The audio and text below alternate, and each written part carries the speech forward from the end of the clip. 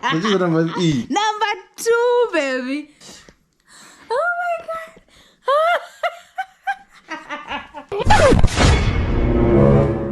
So hello guys. Hey, doubt be bongo choose panapa.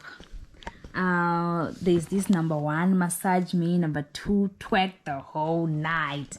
So right now guys, abuda enda panzo no turaimbe pawa tomiro pano dzoka chete doubt I choose personal teacher is ngati mire 2 minutes anodzoka manje zvake. Yeah. Oh, akuya. Yeah. Akuya.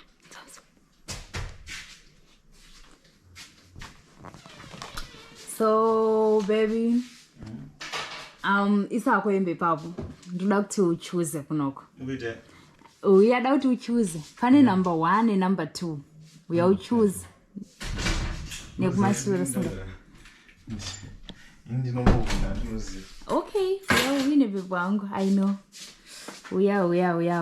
Number 1 levi, number 2 levi. Number 1 kukutanga, number 2 kunangiri kuright. Choose.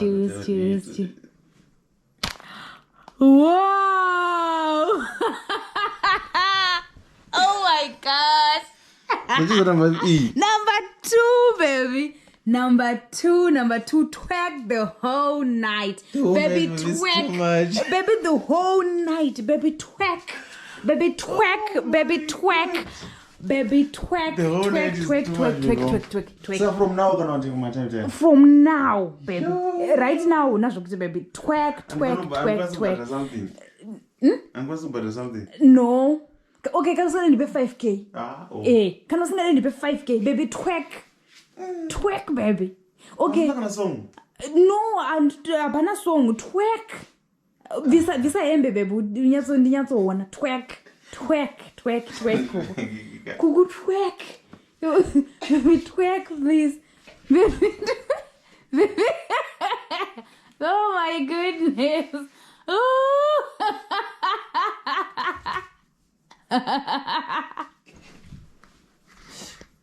Oh my god.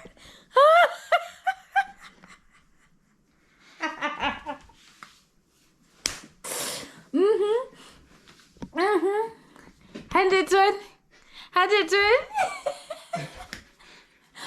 Wakutogomera izvezvi. The whole night be bad, but it's too much. Kana usingade ndipe 5K isha. Ndipe 5K. Twerk wangu, twerk. Wachuza wega. We're so good at using girl. Ayo, baby. Do you know what's twerking? Anombotambisa mashoulders ninja. Twerk sha.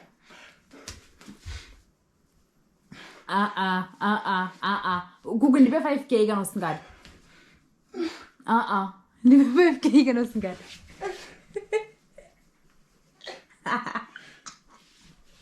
Oh yeah. Yes, man. Twerk, baby. Twerk, baby. Twerk.